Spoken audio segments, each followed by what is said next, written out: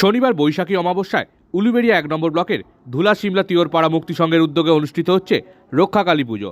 এই কালী পুজোকে কেন্দ্র করেই সেজে উঠেছে ধুলা সিমলা তিওরপাড়া এলাকা।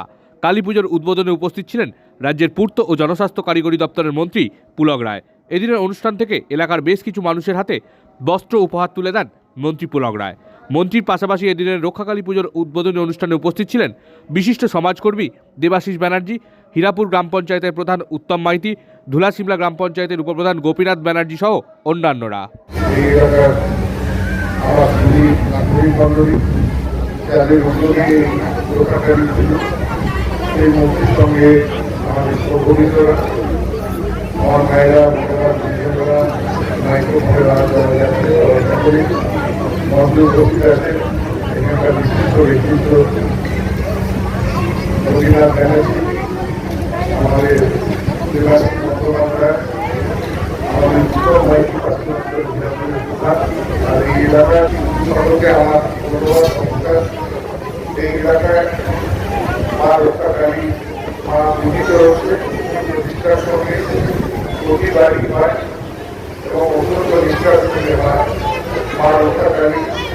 কালী মায়ের নানান কখনো শ্যামা, কখনো দক্ষিণা কালী, কখনো শ্মশান কালী, কখনো শ্যামা কালী, মা ভক্তারিণী কালী কাছে প্রার্থনা করি।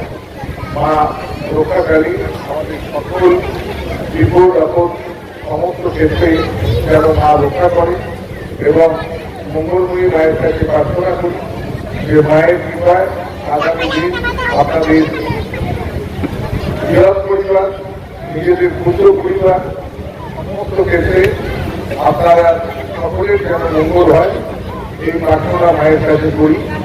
অনেকক্ষণ আপনাদের সঙ্গে থাকলে আপনাদের সঙ্গে সময় কাটালে ভালো লাগতো, কিন্তু আজকে অনেকগুলো গাড়ি দূরের পর যাবো আমি 58